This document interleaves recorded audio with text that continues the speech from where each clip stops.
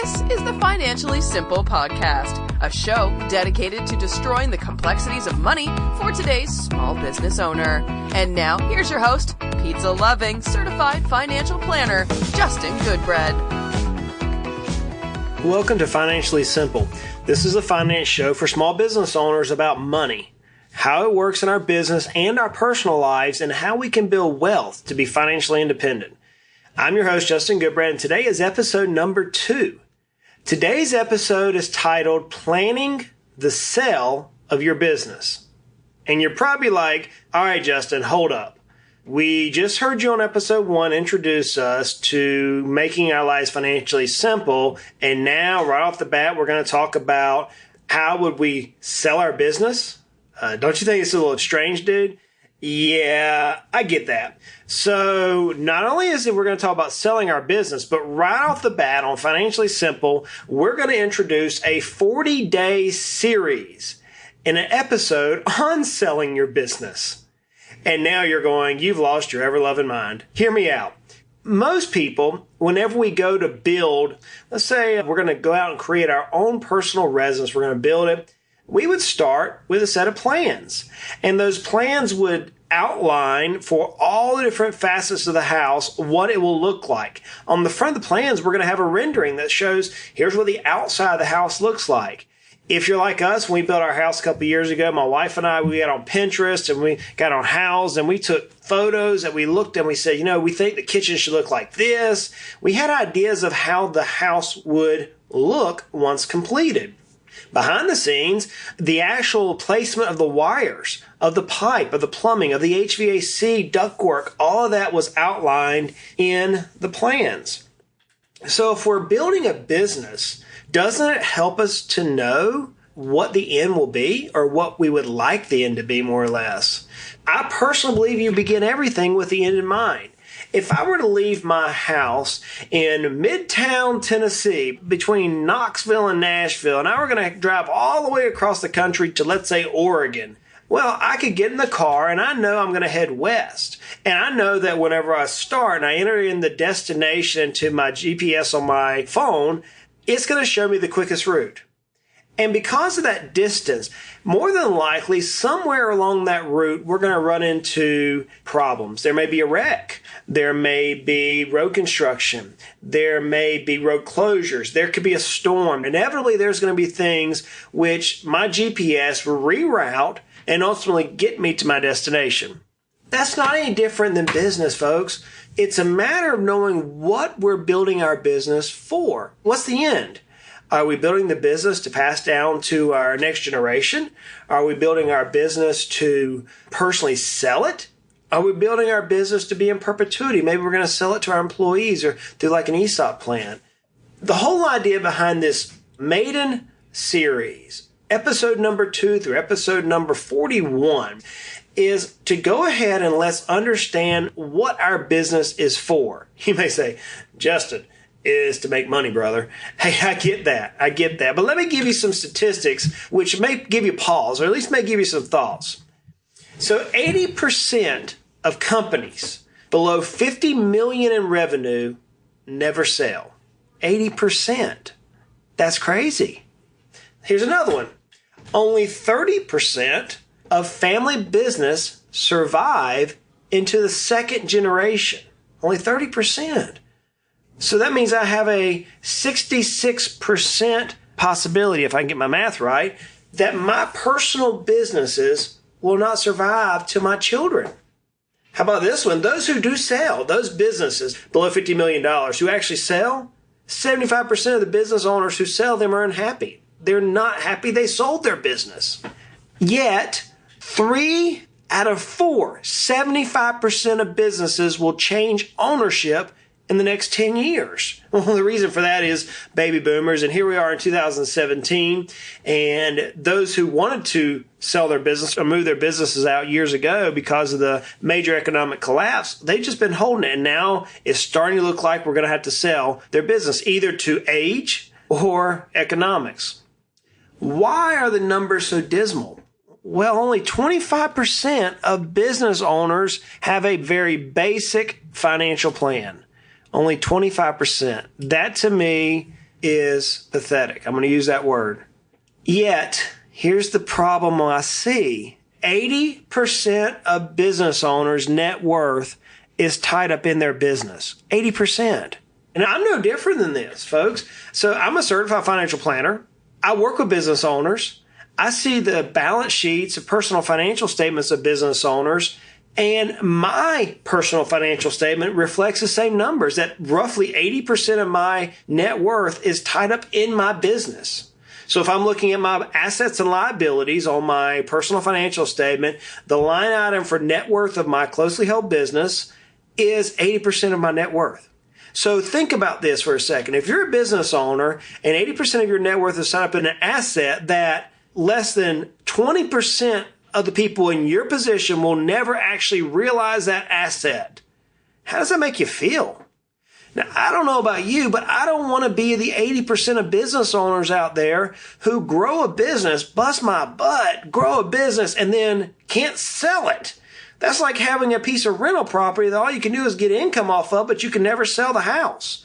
That's like having a dividend stock or a CD that provides you an income, but you don't own the asset. It's not worth anything other than the dividend it comes off of.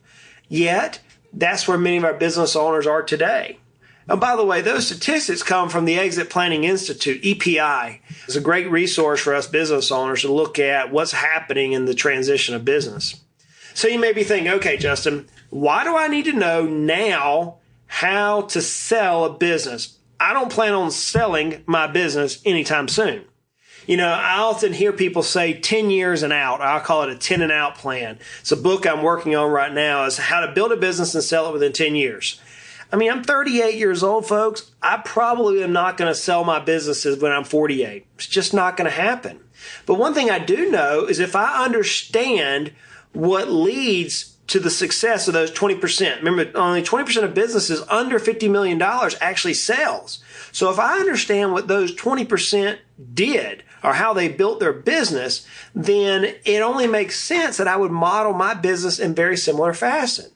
I want to build a business that can sell. What makes one business more valuable than the other? What's the calculation for actually creating value? If I understand those particular questions, then I understand what I need to do in my business today to start preparing it to sell sometime in the future. Chris Snyder, he wrote the book Walking to Destiny. And it's a book outlining a plan on how to prepare your business for selling. It's a great book. I know Chris personally, and he has a passion for helping business owners be able to realize the capital in their business. And one of the things he often says is, in driving the value of your business up, in other words, trying to make your business as sellable as possible for the most money, what it does is it drives the net income of your business up as well. So in his book, he coins the term value acceleration. In other words, if you were to appraise your business today and it was appraised at $100,000, what can you do in a very short period of time to move it from $100,000 to $200,000 or from $100,000 to $1 million? What can you do? He defines value acceleration as a proven process that focuses on value growth and aligning business, personal, and financial goals. Another way you can state this is you're purposefully designing and building a business which people want to buy. I don't know about you, but I don't want to spend my entire life only to have an asset which no one's interested in. Yeah, maybe give me a decent lifestyle, maybe afford me some freedom, but I want to build an asset that I can sell either to a strategic buyer, perhaps my children, perhaps the employees of the company. You just never know which way you're going. So what is it that buyers of businesses look for in the businesses they're going to buy? Well, man, there's a ton of those things. But inevitably, at the top of a buyer's list is going to be about four things. And those four things are this. Number one, is the business that I'm considering buying profitable? Well, you're saying, Justin, my business is profitable. I make X number of dollars. Great. That's outstanding. Number two, does your business or does the business beat the competition? So who is the competition that you're up against? Who's the competition that a buyer would look at and say, this particular business competitor over here is doing X, Y, Z, and your business is not? Are you beating your competition? Number 3, and this is perhaps one of the hardest things that I deal with business owners, and that is your business scalable? In other words, can you reproduce it? I'm not talking about franchising here. I'm talking about, can you reproduce the model? Is it scalable in the format to where you can move it up in mass or down in mass? If the income or through the economic cycles are driving additional revenue to your particular market sector, can you grow the business fast enough to handle that? And if that revenue were to flee because of the economic cycle, can you downgrade the business to handle the movement of revenue? That's a hard one for people to deal with, especially mom and pops. I run into that problem too. It's an ever-fighting battle that we have to deal with. And number 4, can the business sustain storms? I'm not talking about thunderstorms, lightning storms. I'm talking about the economic storms. I'm talking about, can it get through legal battles? Can it get through a major member of the organization becoming sick? Can it get through economic uncertainty? I mean, go think back in your mind's eye to 2008. Or if you didn't live during that time period, read about it. How many businesses went under? Right off the bat, I remember people retiring from the UPS to go out and build houses. I mean, these were guys who were making $30,000, $40,000, $50,000 a year. All of a sudden, they were building a $500,000 house. They weren't contractors, but the banks were giving them tons of money to go build these houses, and some of them made some decent income, some of them didn't. But yet, 2008 happened. And these individuals who had these micro businesses, they couldn't sustain the economic storm. So can your business sustain a storm? You are listening to Financially Simple, destroying the complexities of money for today's small business owner. So I go back to value acceleration. What is the value in value acceleration? What's the benefits? We're going to deal with each of these micro questions that I'm asking over the next 40 episodes. Today is just more of an overview to get your mind and your creative juices working with me. And how can we grow our businesses to sell? Remembering that the more that we can increase the value, the more our net income increases as well. So to illustrate that one last time, let's say your business is producing $100,000 a year in revenue.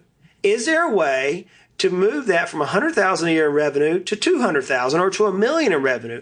And if you did that through techniques that we'll deal with in the podcast, what will that do in terms of net income to you? How will it affect your business, your personal, and your financial goals, you, the entrepreneur? Value acceleration, as we talked about, Chris Snyder hands it really good. He says, value acceleration is a proven process that focuses on value growth and aligning business, personal, and financial goals. And what it does is it creates a roadmap to success. The idea being, we know where we're at today. What actions do we have to take from now to reach our goal? Value acceleration promotes the use of teams. It brings teams together to help you bounce ideas off of different folks, to hold accountability in place. It's just a good business move. Now look, there's also some additional benefits to driving the value of your business up. It makes the timing of your business sell irrelevant. I work with a ton of dentists. I would call them entrepreneur doctors. I have a fair amount of dentists, chiropractors, optometrists, veterinarians, doctors who went to school or earned the doctorate degree in some particular niche, but yet they own their own business. And right now I'm seeing in the dental field, big corporations, these big national-based dental chains come into mom and pop's offices in small town America and offer them buyouts for their business. In fact, I had a particular dentist who was offered a buyout that was like 3 times the industry norm. The reason why he was offered that was because the last 7 years, we've been working to build his value in his business. And in doing so, the national buyer came in and offered a premium for his business. Now here, get this. The dentist wasn't ready to sell. He had no intentions. It wasn't even on our radar. We actually wanted about 6 more years of revenue before we even considered selling. But because his business was ready, and because we had driven the value up, he's now able to sell his business some 7 years early and move into a quasi semi-retirement at age 46. We're not talking about a 60-year-old. We're talking about 46 years old. He still has kids in the house, and now he's financially independent. So value acceleration makes timing of your business sale irrelevant. It makes predictable future results. If we work in driving the value of our business up and we track it using proper metrics, we know what our business should do. Value acceleration breaks business into 90-day sprints or quarters, if you will. It's a great opportunity to drive particular impact in very key parts of your business. Value acceleration ensures that the owner and the family's wealth are at the center of the plan. See, too many times business owners focus on their business to the detriment of their family. I see this all the time. We pour every bit of revenue back into the business so that we can make more money or so that we can service more customers or more clients or more contracts. Yet, many times our personal financial life is left destitute. Go back to that study that some 80% of businesses, your peers, will never sell. So if you pour every bit of money back into the business, you're basically sinking money into an asset that you'll never recover. Yeah, you'll get some good income. That's not what we're dealing with here. We're talking about creating a business that has intrinsic value so that we can use it for multi-generational impacts. In order to create value in my business, what must I do? What do I have to do today to create value? Well, number one, you have to realize that value exists in your business and it's part of a life cycle. So we'll dig into this a little bit more as we go through this, but businesses have life cycles. The simplest cycle that many people would easily recognize is what transpired in 2007, 2008, and that was a recession. So a recession comes into play, and once the recession's completed, then we come out of the recession, we go into recovery. Recovery is where we're trying to just get back to where we were before the recession occurred. The third part of this life cycle is an expansion. And that is the simplest business life cycle. There are tons of different life cycles which have been viewed at this point. We're not going to dive off net today, but you have to recognize that businesses have life cycle. You're talking about business owners who create value, who build businesses worth selling. What is the second thing they do? Is they keep value. They know what their business is worth. They know where it needs to be for their personal benefit, and they keep that value at the top of their mind. It's like written everywhere. So me personally, I know my number. I know what my business empire, so to speak, the number it needs to grow to as far as net worth. And at that point, I know today what I have to do to get there. So I keep it top of mind. I do reviews with my family. I do reviews with my planners. I have a certified financial planner that I've hired. I have a CPA and attorney, which I personally have hired to work for me. And you'll hear me talking about that, the members of the team later on. The people who create value realize that 80% of the values lie in the 4 C's. And we're going to come back to that in just a second, but the 4 C's. And they have a systematic approach for identification, protecting, and building their value. It's not, I wake up in the morning, I go to work, I do my job, I come home. No, they have a detailed, written, systemized plan in place as a business owner, which shows them how to move from one location to the next. And they're relentless at it. That's all that's on their mind.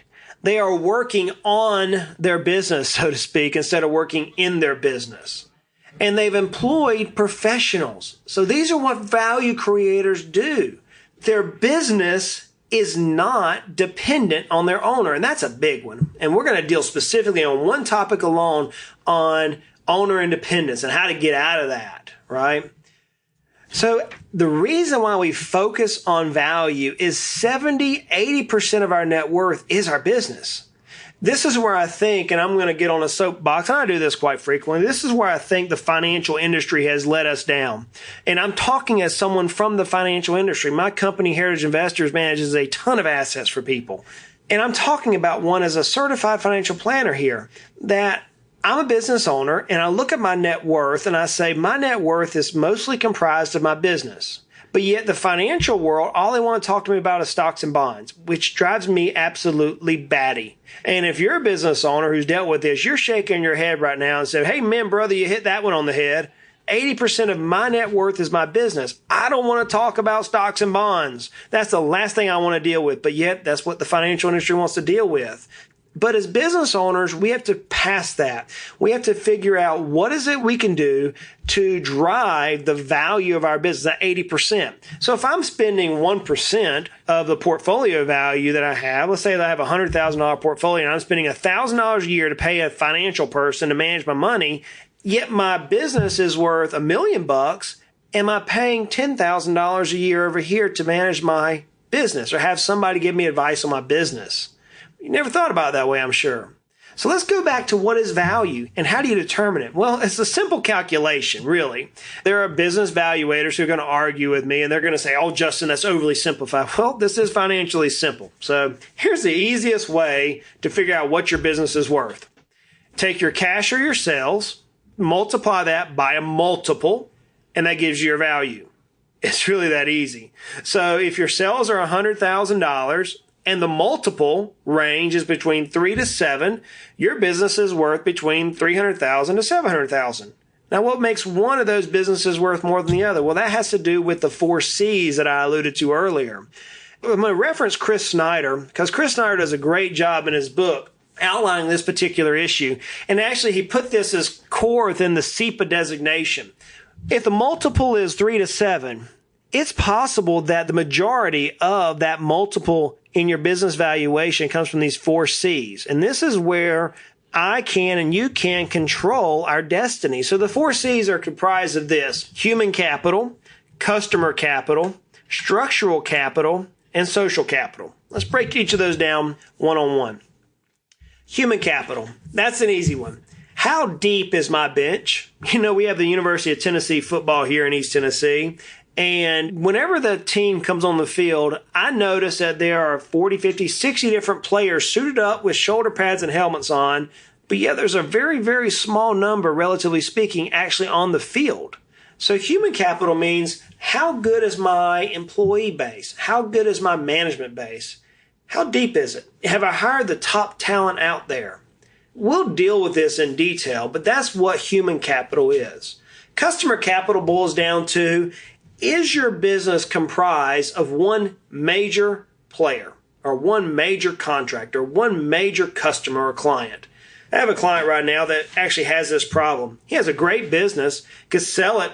He only has one client, and no one wants to buy this business. If he had years ago taken and merged and built his business to where he serviced 10 clients, then his business would be worth substantially more. Structural capital is the components that you measure everything with in your business. So they made what's called KPI indicators. They're CRM systems. These are all acronyms. Basically, the systems that you use to quantify. I was in a client meeting this last week with a client. They said, hey, Justin, my income is up 30% this year, and it's because of X. And I said, are you sure it's because of X and it's not because of Y? And they said, well, yeah, I think so. And I come to find out they didn't have the basic systems in place to be able to measure what led to that increase in their business. So think about it from a buyer's perspective. If you don't know what's leading to the increase or decrease in sales, aren't you going to pay less for that type of business? And the 4th C is social capital. That is, how is your business perceived nationally? How is your business perceived in the community? How is this business footprint? Has it won awards? As you can see from just this particular topic today, knowing how to sell a business, more importantly, how to grow your business to sell, is vital. I don't care if you're 20 years away, if you're just starting your business from scratch out of the back of your car, knowing where you want to be is extremely important. Knowing how to get there is more valuable. If you can identify where you're going and how to get there, I can remember growing up when we heard G.I. Joe, and there was a commercial on Saturday morning cartoon, and G.I. Joe's motto was, now you know, and knowing is half the battle. And that's the same is true in us as business owners. If we know where we want to go, and we know how to get there, then it's just a matter of putting the pieces together. It's really that easy. So y'all stay tuned. We're going to go through this in detail. We're going to break down every facet that I've kind of alluded to in this introductory episode to our 40-part series. We're going to go through each one of these in detail, and hopefully after this 40-part series, you have an idea on how to grow a business for maximum sales price. Life is tough, life is complicated, and life can throw us one heck of a curveball. Money does not have to be the center of our frustration. Let's continue to make life at least financially simple. Y'all make it a great day. You have been listening to the Financially Simple podcast. The information in this show is for informational purposes only. This show is not investment advice. Instead, seek help from a competent financial advisor. Justin Goodbread, CFP, is an investment advisor representative of Heritage Investors, a registered investment advisor.